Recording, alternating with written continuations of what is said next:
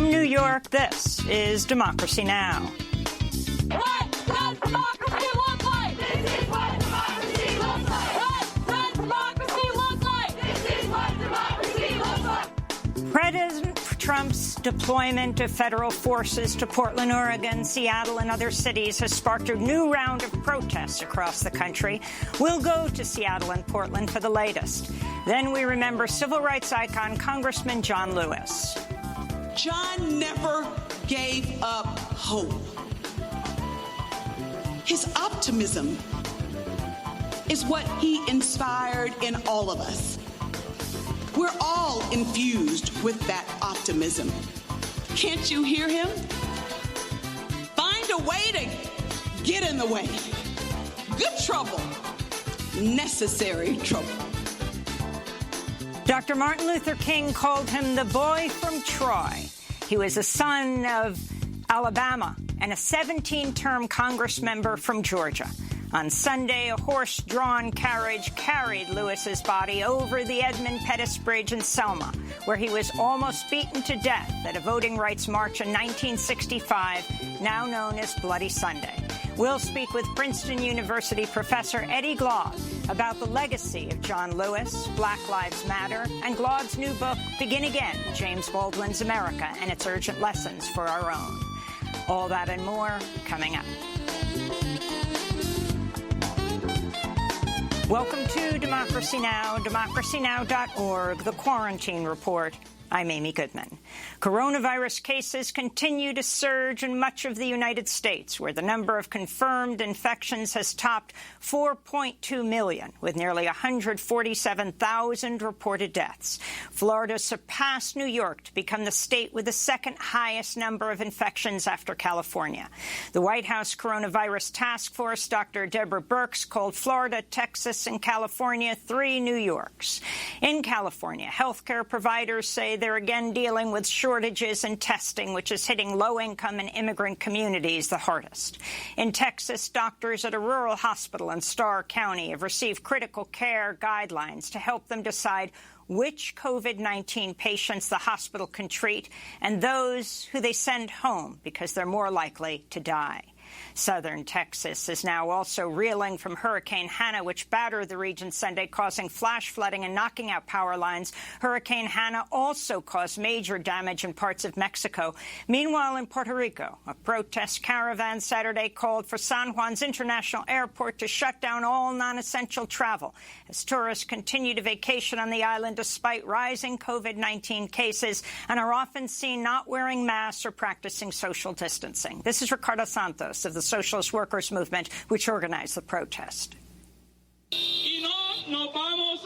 We're not backing down. We're going to continue this caravan and this struggle because this is a life-or-death situation, and this governor has not been addressing this issue. So as we've done in the past, the people are going to take matters into their own hands. In immigration news, a federal judge has denied a Trump request to delay today's deadline for releasing immigrant children from family detention centers run by ICE, Immigration and Customs Enforcement, in Texas and Pennsylvania. The release was ordered due to concerns over rising coronavirus infections. There will be no family separation without parental consent, Judge Dolly G. specified in her order. On Capitol Hill, the Republican-controlled Senate's expected to unveil a $1 trillion proposal today for the long-awaited second coronavirus relief package. The legislation includes another round of $1,200 stimulus checks, according to Treasury Secretary Steve Mnuchin, and scraps the $600 weekly boost in unemployment benefits, which Democrats are fighting to extend. Instead, unemployment will cover 70% of lost wages, which will likely amount to approximately $200. Republican senators are also trying to pass Senator Mitt Romney's Trust Act as part of the bill, which would gut Social Security and Medicare. Globally, coronavirus cases have now topped 16.2 million. Last week, the worldwide caseload jumped by 1 million in just 4 days. As European nations scramble to prevent a second wave of infections, Britain has reinstated a 14-day quarantine for travelers coming from Spain. North Korea has locked down a city bordering South Korea and declared a national emergency as the first suspected case of COVID-19 was announced, though outside observers say North Korea may have already had many identified or unreported cases. In the Philippines, thousands of people packed a stadium in the capital, Manila, over the weekend as they awaited mandatory COVID-19 testing before being allowed to return to their hometowns after many lost their jobs during the lockdown. Unemployment in the Philippines has surged to over 17% since the start of the pandemic. Latin America remains one of the worst-hit regions. In Costa Rica, hundreds of Nicaraguans have been stuck at the border after authorities shut down entry into Nicaragua for anyone who's unable to present a negative COVID-19 test, including their own citizens. In Mexico, the health minister of the northern state of Chihuahua has died from COVID-19. In Brazil, the second most affected country with 2.4 million cases, New Year's Eve festivities in Rio de Janeiro have been canceled. The event draws up to 3 million people each year. In Bolivia, where coronavirus cases are still surging, election officials delayed the presidential election for the second time this year, citing the pandemic. Former Bolivian President Evo Morales was ousted last year and replaced by right-wing interim President Janine Áñez. The World Health Organization warned last week COVID-19 is taking a major toll on healthcare professionals across Africa. Over 10,000 health workers across 40 African countries have been infected. Morocco's locked down major cities, including Casablanca, Marrakesh, and Fez, as recent spikes have been reported across the country. Anti-racist protests across the country in the United States this weekend were met with violent police attacks, arrests, and the death of a protester in Austin, Texas. For the 60th day in a row, demonstrators rallied in Portland, Oregon, Sunday. Shortly after midnight this morning, federal officers fired tear gas and other crowd control weapons to disperse a crowd that gathered outside the federal courthouse, which has become a flashpoint of the nightly protests. President Trump's deployment of federal agents to Portland and other cities sparked a new round of protests across the country this weekend. On Thursday, the Trump administration sent a team of federal tactical border officers to Seattle.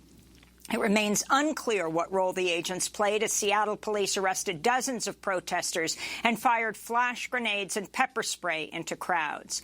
In related news from Seattle, a judge has ordered the Seattle Times and 4 TV stations hand over to the police photos and videos of a protest in May during which windows were smashed and police cars were set ablaze. The police hope the images will help them identify suspects in a move press freedom advocates and reporters warn endangers all journalists.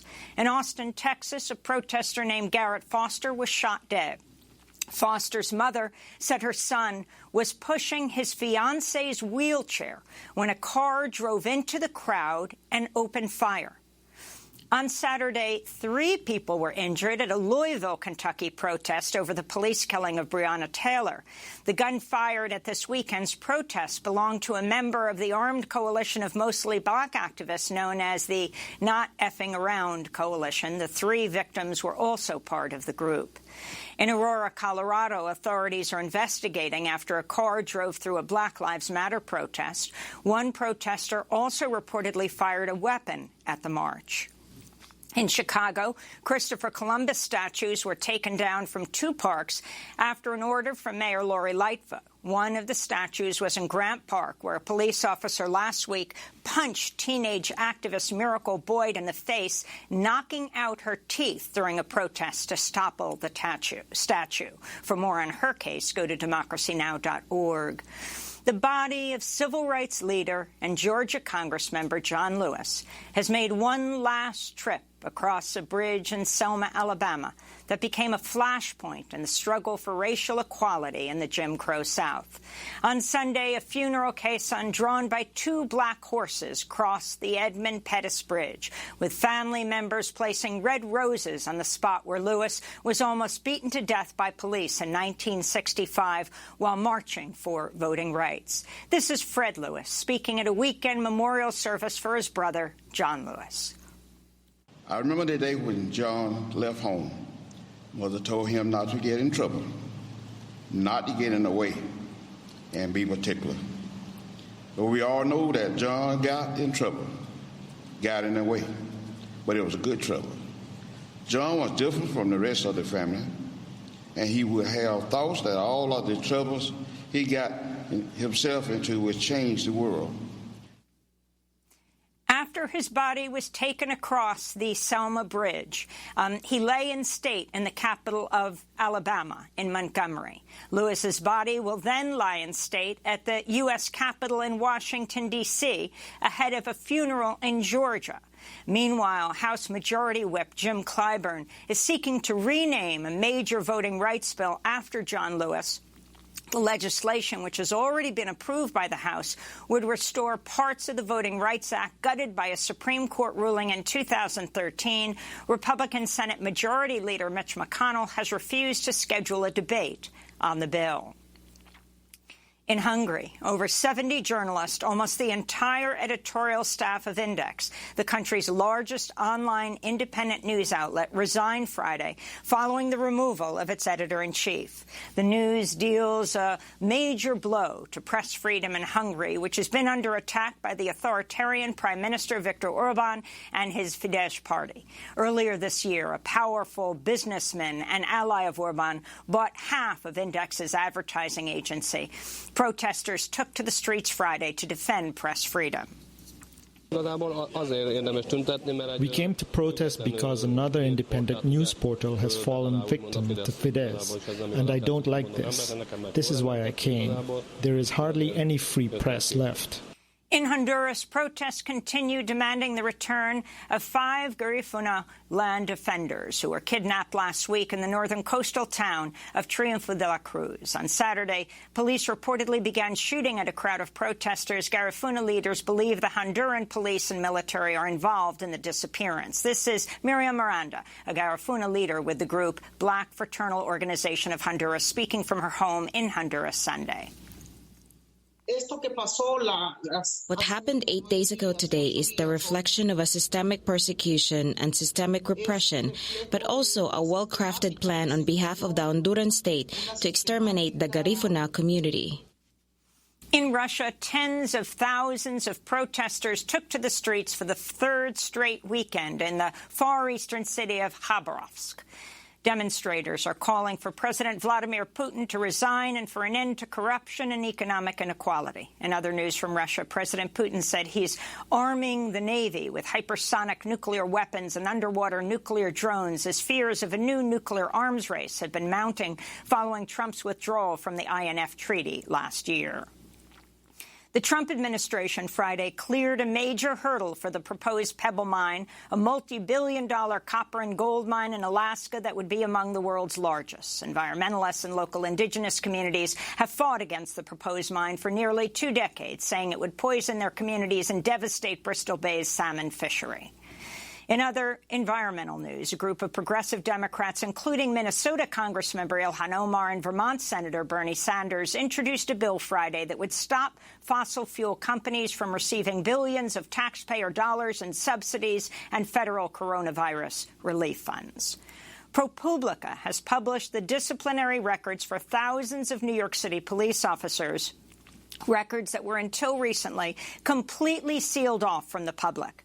New York lawmakers voted in June to repeal the controversial 50A law that shielded the records in the wake of George Floyd's killing and amidst the nationwide anti-racist uprising. ProPublica obtained the records from New York City's Civilian Complaint Review Board before a federal judge last week issued a restraining order blocking the city from releasing the data. NYPD unions are suing to prevent the city from making the records public. Florida Congressmember Ted Yoho was forced to resign from his position on the board of a Christian organization amidst the fallout from his verbal attack on Congressmember Alexandria Ocasio-Cortez. The organization, Bread for the World, said Yoho's recent actions are, quote, not reflective of our ethical standards. Yoho called Ocasio-Cortez a, quote, effing B-word, but he used the full words, after he accosted her on the steps of Capitol Hill last week.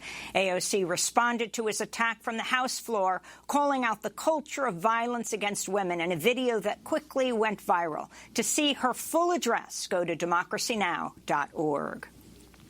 And Republican Senator Tom Cotton of Arkansas has proposed a bill that would cut federal funding to any public school that includes the New York Times Pulitzer Prize-winning 1619 Project as part of its curriculum.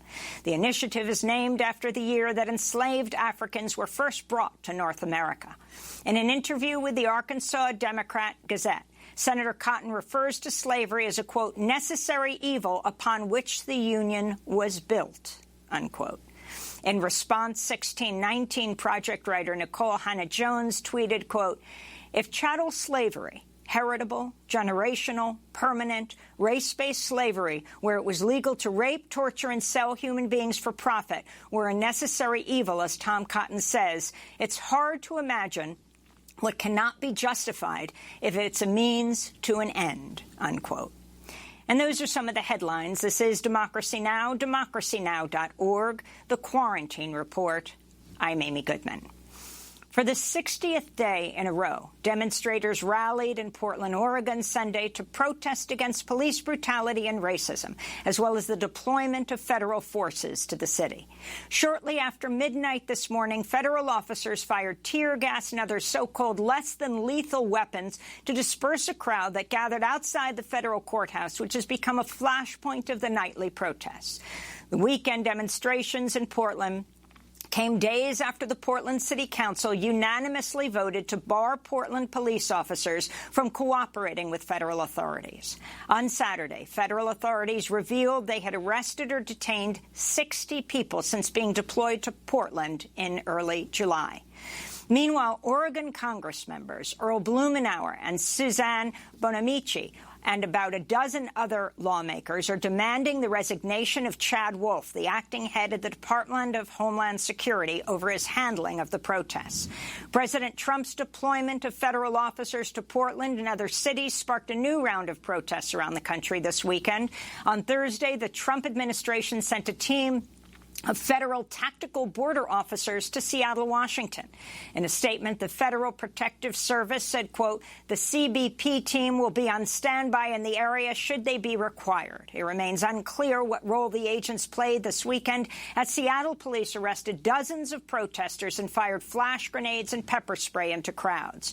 Protesters also took to the streets in other cities, including Oakland, New York, Los Angeles, Louisville, Kentucky, Omaha, Nebraska, Richmond, Virginia, Aurora, Colorado, and Austin, Texas, where a protester named Garrett Foster was shot dead. Foster's mother said her son was pushing his fiance's wheelchair when a car drove into the crowd and opened fire. We begin today's show in Seattle and Portland. In Portland, we're joined by Pastor Edie Mondine, a civil rights activist, president of the Portland, Oregon branch of the NAACP. And in Seattle, Washington, Nikita Oliver is with us, co-executive director of Creative Justice. She's also an artist, attorney, and community organizer with Decriminalize Seattle and King County Equity Now. We welcome you both to Democracy Now! Nikita Oliver, let's begin with you. Can you explain what's happening in Seattle right now with President Trump saying, as part of this surge, they've brought federal agents in on, quote, standby? Talk about the protests this weekend and what this means. Yeah, so this weekend, many people took to the streets, and I want to make sure that we keep the focus on Black lives. You know, ultimately, people are in the streets in defense of Black lives. However, it cannot be ignored that Trump sending federal officers to our city has certainly further emboldened the protests. That being said, you know, we don't know exactly what the federal officers are doing. What we do know is that we are in a situation where Local police are welcoming those federal agents into our city. The head of the local police union, the Seattle Police Officers Guild, went on conservative radio about a week ago praising the federal arrest of protesters in Portland and saying it might be time for the feds to come to Seattle. This past weekend, we also saw a renewed violence by Seattle Police Department against protesters. And they actively had been fighting against a ban on tear gas and rubber bullets that the Seattle City Council imposed. And the Trump Department of Justice essentially backed the Seattle Police Department in lifting that ban. And so we know that in addition to fighting police in our own city, we are also fighting at the federal level against federal enforcements being sent to our city. Can you talk about how you're protecting yourselves? You tweeted, police are snatching up umbrellas, traffic cones, gas masks from protesters. These are literally protective gear to keep protesters safe from police violence. Absolutely. A lot of new tactics are being developed in the streets to keep people safe, such as umbrellas, mutual aid networks to disperse protective goggles. People are wearing bike helmets and construction helmets as a way of protecting ourselves from the debris of flashbangs. Even this weekend, we saw Seattle police dropping flashbangs from the top of private roofs. And so people are developing many tactics within the streets to keep each other safe. And I think that is really the important part. People are protecting each other the way that we always have, knowing that when it comes to police violence, we as a community are really what we have as our safety. Street medics are playing a key role and often putting themselves at great personal risk to take care of people on site.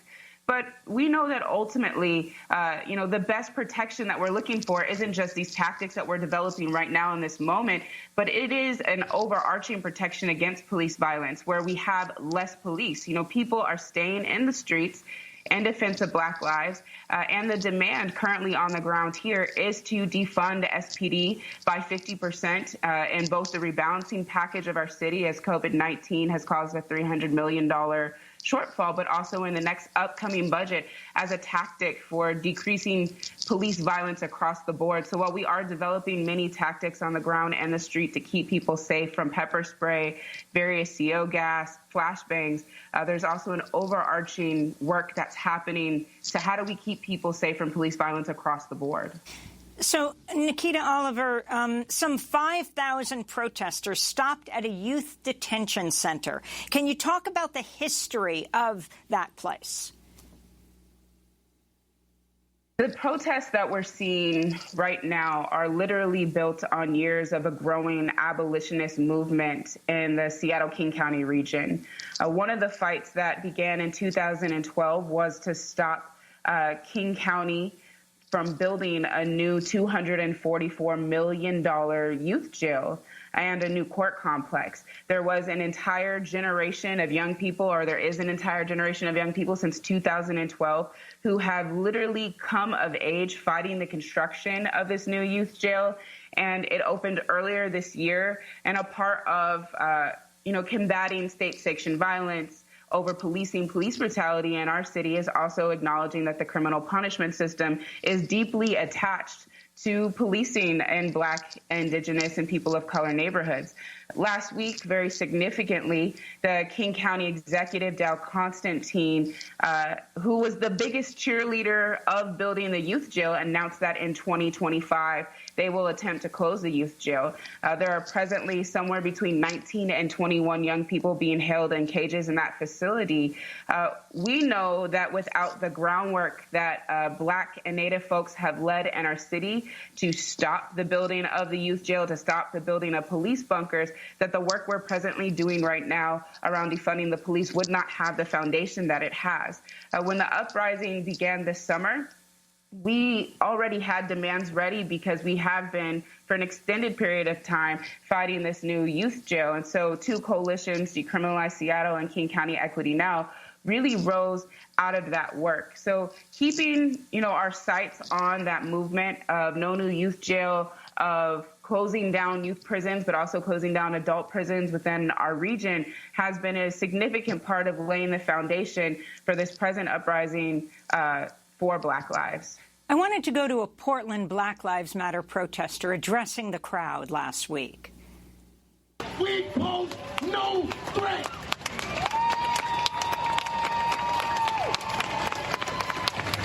The only threat that we pose is sealing the deal on being divided.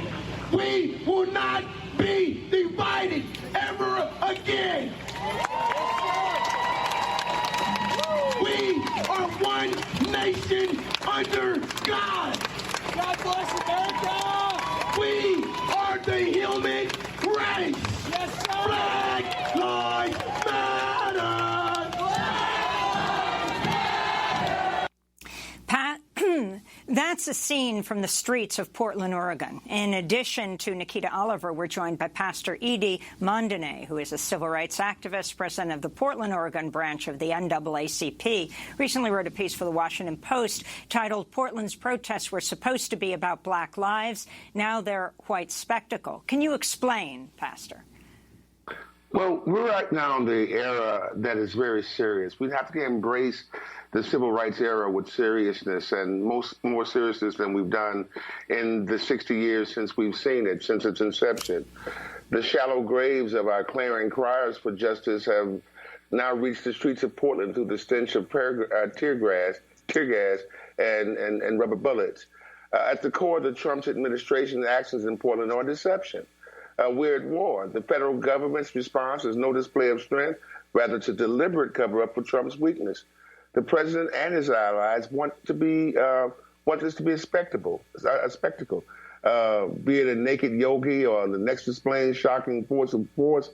They need to be a distraction to the country by engaging our movement into empty battles where there is no advantage. When we engage on their terms, we certainly most definitely lose, but we've got to be able to keep the focus on Black lives. This is not a war. We're not in Beirut. We are in the United States of America, the most powerful country in the world.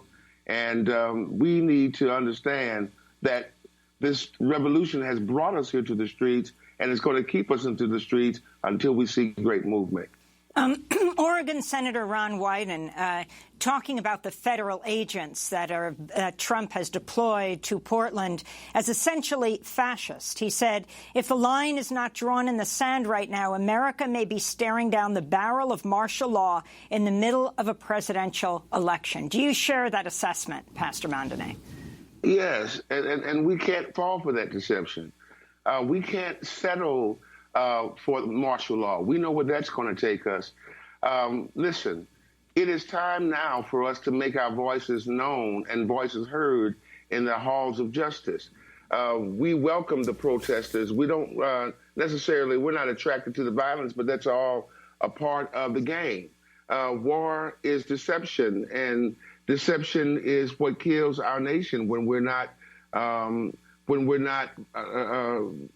settled in understanding what truth is and how to divide that truth. We need to be able to march forward with the power that revolution brings, and that tells us that it's time right now for the social change that we're seeking. Can you talk, the scenes in the street of Portland, thousands of people, you have a wall of moms and now a wall of dads. You've got that wall of veterans that have lined up as well. Can you talk about the various movements that have come together and what you think is the critical agenda of the Black Lives Matter movement right now? Well, everyone's seeking to advance justice in Portland. They're facing great danger. And I want to be clear. We welcome our white allies in the street. We welcome the wall of moms. We welcome the leaf-blowing dads. Right now, there are unmarked, unarmed federal forces kidnapping our citizens off the streets without justification or authority. The mayor of Portland and the governor of Oregon have both asked them to leave, and it's all to no avail. We know that this is a violation of our Constitution, but with President Trump promising only more occupations in more cities, we ignore this risk at our peril. You know, at their core, the Trump administration's actions are really hurting America and not bringing America closer together. But again, the focus has to be on Black lives and Black Lives Matter. It is Black lives and Black Lives Matter that took us to the streets. It is Black lives and Black Lives Matter that keep us in the streets. It's a Black lives issue that keep us downtown nightly in the face of peril and trouble. Nikita Oliver, what are you demanding of the state right now in Seattle, Washington? And I'll ask the same question of the pastor. I mean, you have, interestingly, the authorities in Oregon, from the governor to the senators to the mayor, Ted Wheeler, who's also the police commissioner, who is tear-gassed himself, vehemently protesting the presence of federal agents. But you also have the local police tear-gassing people. And explain, although they recently, the Portland City Council last week, voted not to cooperate with the federal agents. Explain the situation in Seattle right now. You know, I want to be very clear that while certainly we are against federal agents being in our city, in our county, we are not fighting for a local monopoly on police violence.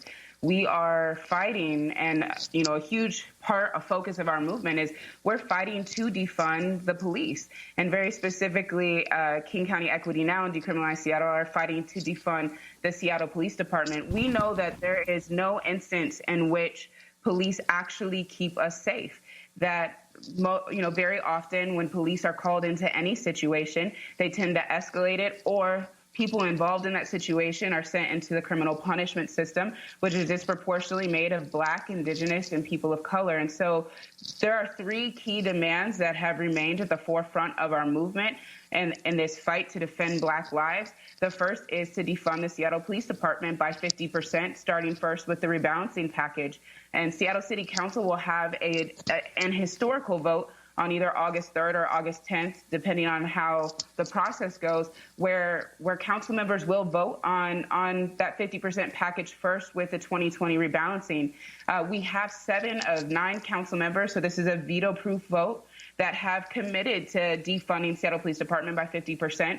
And there is a strong chance that we will see some defunding in this rebalancing package, but our focus is also very much on the 2021 budget. And those council members are committed to finding those cuts within the Seattle Police Department. But that's only one strategy. The next strategy is knowing that we need a community-based, community-led community safety and public health infrastructure. And so part of the first defund dollars from this 2020 package, from the rebalancing package, should be and will be invested in a participatory budgeting project that will be led by those communities most affected by police terrorism. And that participatory budgeting process will lead us into 2021 to determine how those 50% investments of the current $410 million the Seattle police budget, so that's about $205 million, will be invested in community-based public health and public safety, and we'll invest as soon as possible $10 million in scaling up the current community-based infrastructure. So we have kept a very strong focus on understanding that defunding the police, shrinking the police, is a really important strategy to getting to the place where we don't have police involved in our public health or public safety infrastructure. And then finally, since May 29th, hundreds of protesters have been arrested. And so our movement is calling for all protesters to be freed. No one should be taking a case or a charge by exercising their First Amendment right, especially as it comes to defending Black lives and fighting against state-sanctioned violence. And what is the role you see of white allies, of other people of color in a Black Lives-led movement? I believe that our co-conspirators are an essential part of this movement, especially in a region like Seattle, King County.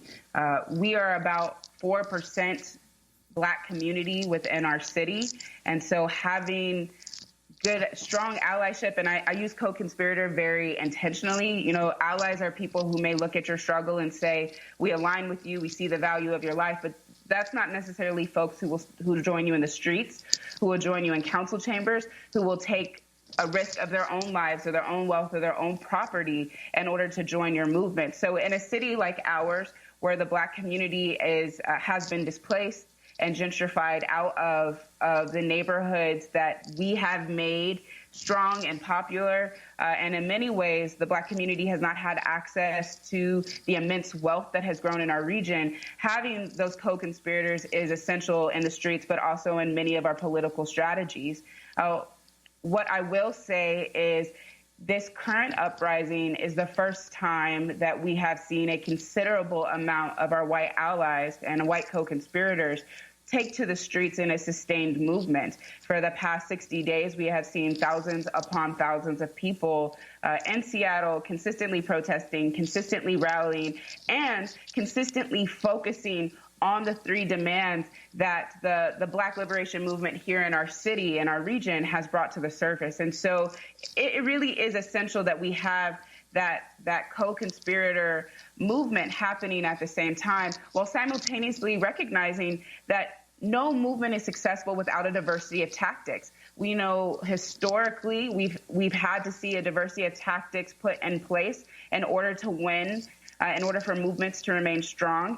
And so we are also seeing that happening on the ground here, from movements in the streets to movements in council chambers to movements of educators and people all over our city, in order to ensure that the movement in defense of Black lives is present in every aspect of our movement work. And Pastor Edie Mondene, you have this massive, sustained protest movement in Portland, which is the whitest large city in this country, the whitest of the 35 largest cities. The New York Times wrote the state was founded on principles of white supremacy. A 19th century lash law called for whipping any Black person found in the state. In the early part of the 20th century, Oregon's legislature was dominated by members of the Ku Klux Klan. And you have a very interesting piece in the Atlantic that said that talks about the 13th, with the passage of the 13th, 14th, and 15th Amendments, Oregon's laws preventing Black people from living in the state and owning property were superseded by national law. But Oregon itself didn't ratify the 14th Amendment, the Equal Protection Clause, until 1973. This history, to say the least, resulting in a very white state. What you want to see happen now? Well, I am thrilled that we're seeing so many new members come out to join us as allies. And just as my sister spoke, the allies will go with you to the gate, but they become accomplices when they go out into the streets with us, when they join us in our fight. In the fight for restorative racial justice in our different roles, we'll walk together through this battlefield. Wherever it goes and wherever it takes us, and however it fulfills those efforts that we're trying to obtain, Black Lives Mattering, and not being 3/5 human. In this battle, some of us will find our greatest call to service in helping open the gates and guard those perimeters that Black people deserve to live in. Again, this is the only state in the nation that was incepted in racism. There is a place for all of us here. We are in a historic time in America, a time that we'll never see again. And the reality of the everyday Black existence has been promoted to the greater public's consciousness. We have woke up in this country. We are awakened now, and we're awakened by the sound of, again, those clarion criers that were killed in the 60s. Their blood is calling from the mud, and they're saying it's time for justice, it's time for change. Pastor Edie Mondene, I want to thank you for being with us, president of the Portland, Oregon NAACP, joining us from Portland, and Nikita Oliver of Creative Justice and Decriminalize Seattle, joining us from Seattle. Next up, as John Lewis is buried this week, we remember the civil rights icon and speak with Princeton University professor Eddie Glaude about his legacy, about Black Lives Matter, and about his new book, Begin Again, James Baldwin's America and Its Urgent Lessons for Our Own. A song full of the faith that the dark past has taught us. Sing a song full of the hope that the present has brought us, facing the rising sun of our new day begun.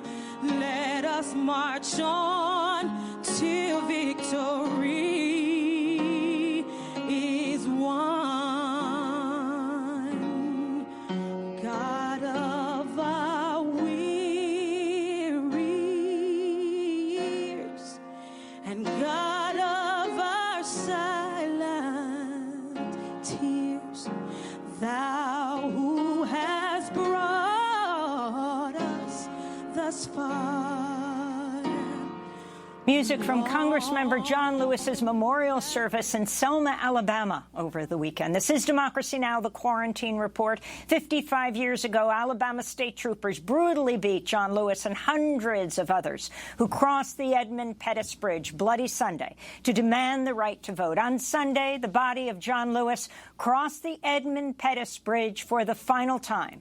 Rose petals were scattered along the path as two black horses pulled the caisson, the casket of the late civil rights icon and 17-term Georgia congressman who died on July 17th at the age of 80.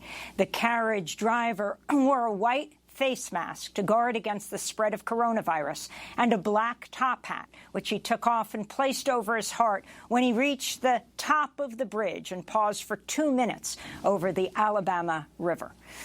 The day before, Congressmember Lewis was remembered in services in his hometown of Troy, Alabama. One service at Troy University was titled The Boy from Troy, the nickname Dr. Martin Luther King gave Lewis at their first meeting in 1958 in Montgomery.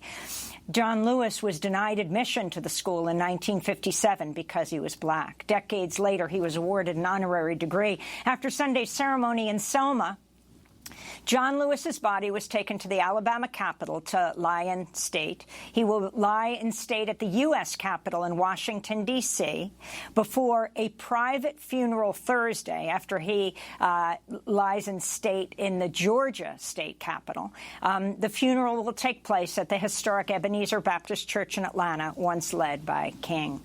In 2012, Congressmember John Lewis came to the Democracy Now! Studio and talked about what happened on that day in March, that day known as Bloody Sunday. I was hit in the head by a state trooper with a nightstick. I had a concussion at the bridge. My legs went out from under me. I felt like I was going to die. I thought I saw death. All these many years later, I don't recall how I made it back across that bridge to the church. But as I got back to the church is full to capacity. More than 2,000 people on the outside trying to get in to protest what had happened on the bridge. And someone asked me to say something to the audience. And I stood up and said something like, I don't understand it. How President Johnson can send troops to Vietnam, but cannot send troops to Selma, Alabama, to protect people who only desires to register to vote. The next thing I knew, I'd been admitted to a local hospital in Selma. That was the late civil rights icon John Lewis speaking at Democracy Now! To see the whole hour, go to democracynow.org. The bravery John Lewis and others showed in the face of the police violence that day played a key role in passage of the 1965 Voting Rights Act just 2 months later.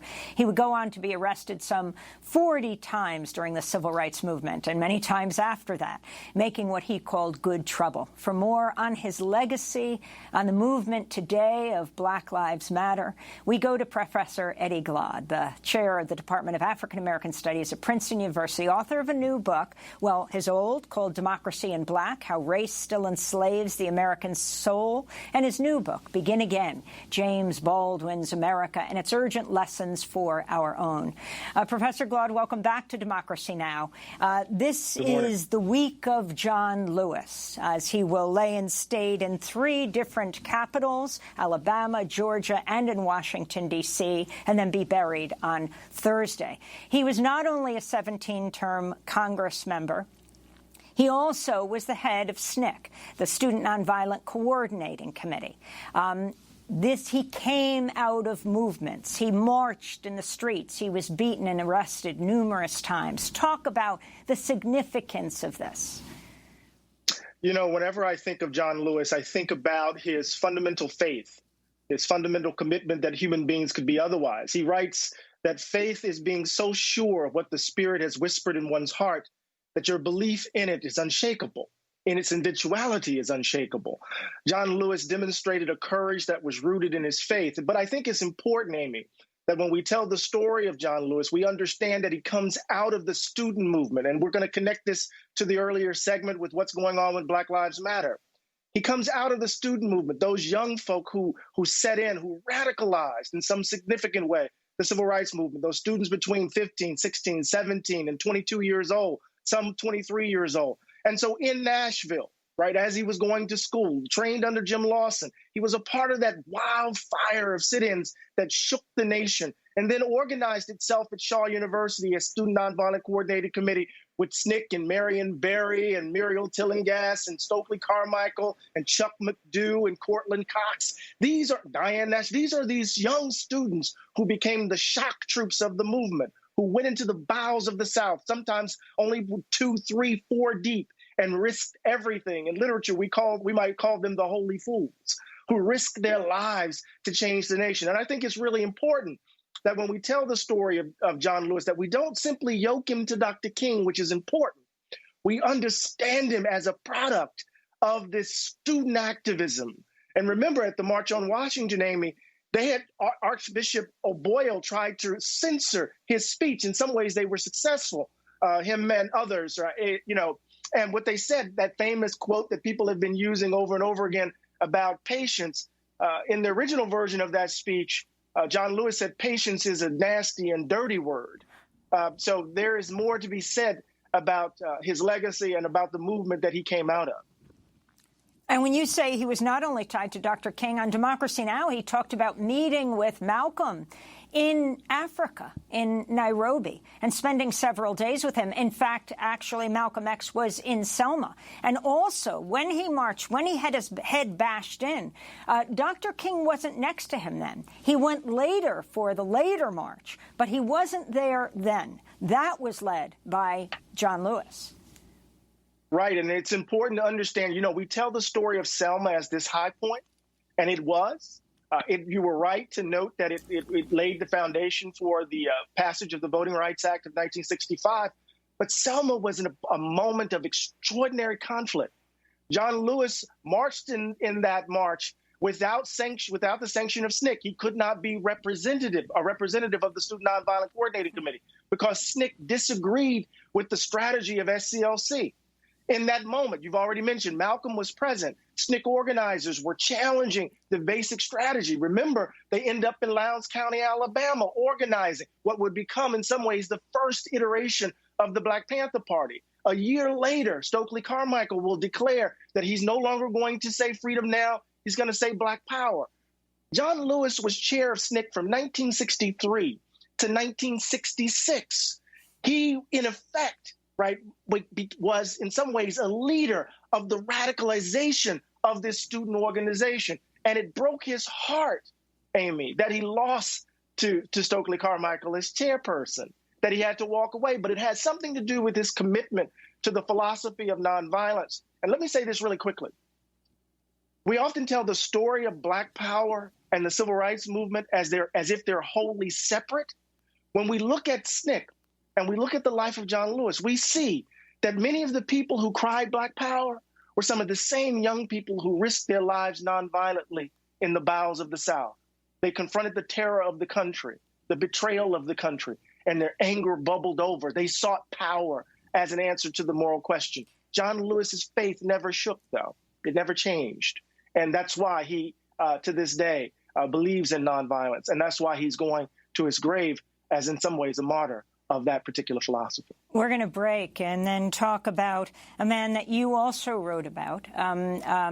At that time, also a contemporary, actually, of John Lewis, and that's James Baldwin. Because in 1963, 2 years before Bloody Sunday, when John Lewis was the youngest speaker at the March on Washington, it wasn't a few weeks before the bombing of the Birmingham church to show the stakes and the killing of these little girls. We're going to talk about the civil rights movement right up through this election. We're talking to Professor Eddie Glaude. We'll continue with him in 30 seconds. Let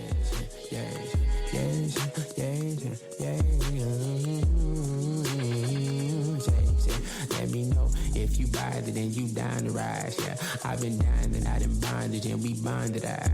This ain't buying the cloud of crime will be divided. Ain't you proud to be beside you in the sirens? Let me know if you buy it when you down to ride.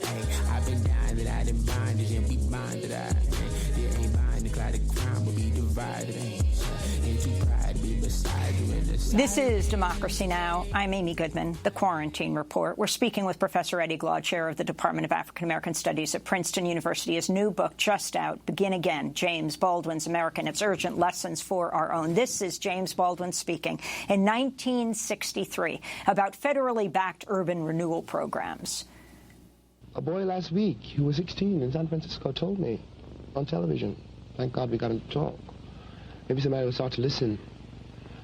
He said, I got no country, I've got no flag. Now, he's only 16 years old. And I couldn't say you do. I don't have any evidence to prove that he does. They were tearing down his house because San Francisco is engaging, as most northern cities now are engaged, in something called urban renewal, which means moving the Negroes out. It means Negro removal. That is what it means. And the federal government is an accomplice to this fact. Now we're talking about human beings. There's not such a thing as a monolithic wall or, some abstraction called the Negro problem. These are Negro boys and girls who at 16 and 17 don't believe the country means anything that it says and don't feel they have any place here on the basis of the performance of the entire country. That's James Baldwin in 1963. 1963 was also the year, as I said, of the Birmingham church bombing. 4 little girls killed. James Baldwin giving fiery addresses about what this meant. He would eventually leave the United States. Professor Eddie Glaude, he has been the backdrop of your life. Talk about what he represented then and what it means for today. Well, I've been thinking about James Baldwin for about 30 years. He's been in my spirit, in my head, at the foundation of my scholarly career in some ways. And what I wanted to do was to think about him as this poet who spoke the truth to our times. And, Amy, he had to come to terms with the fact that the country turned its back on the Black freedom struggle. He had to come to terms with the fact that the nation, in effect, assassinated Dr. King. And he collapsed after 1968, and he had to pick up the pieces. So what I wanted to do was to walk with James Baldwin as he, in some ways, grappled with his moment of betrayal and find resources for us in our moment as we're grappling with our own moment of betrayal. And what I've learned is that he spoke truth. He spoke truth. He insisted that the nation confront the lie, the illusions that protect its so-called innocence. And that became the basis of writing this book in this moment in which Trumpism overdetermined so much of our lives. And what does he have to... Why did he leave America? Talk about that. And also, what does he teach us about today in this election that we just spoke to Noam Chomsky, says that's the most important election in human history right now, here in the United States, in the most powerful country in the world. Right. So in 1940, he left the U.S. in 1948 because he had to get away. He said the hatred was taking root in him, and either he was going to kill somebody or he was going to be killed.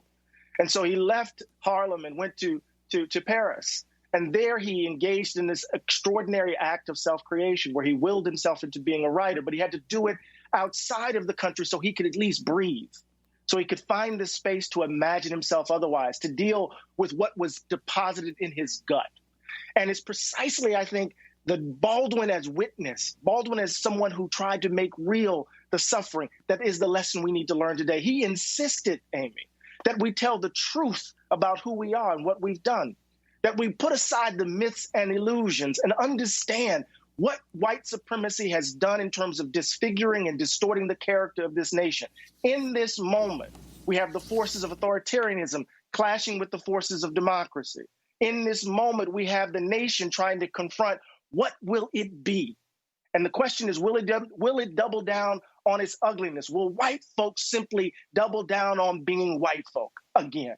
And do we have to deal with another generation, my son and his children, having to deal with the implication and the consequence of that dastardly and ghastly decision to be white? So you call the book Begin Again, James Baldwin's America and Its Urgent Lessons for Our Own. Take it forward to now. Well, I get the title from his last novel, Just Above My Head, and I paraphrase here. He says, when the dream was shattered, people scattered. Some lost their minds, some went to jail, some left the country, but we know what we did. And he says, responsibility isn't lost. Responsibility is abdicated. And if one refuses abdication, then one begins again. And at the end of his 1972 important book, No Name in the Street, he likens us to midwives trying to give birth to a new American. And every time, Amy, every time we are at this moment where we can give birth to a different way of being in this country, a different multiracial America, the umbilical cord of white supremacy is wrapped around the baby's neck, and it chokes the life out of it. So here we are in this moment once again. Our responsibility, if we don't abdicate it, is to try to give birth to a genuinely multiracial democracy.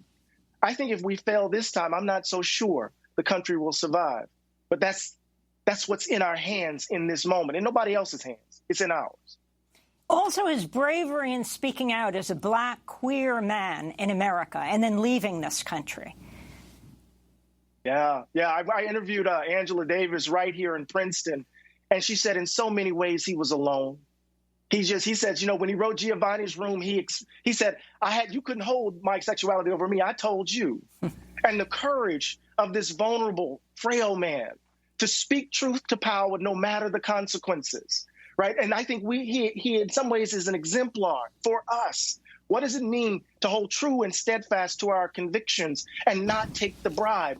Because when James Baldwin understood, when he embraced those young people who cried Black Power, he understood the cost. He knew what would happen to his career.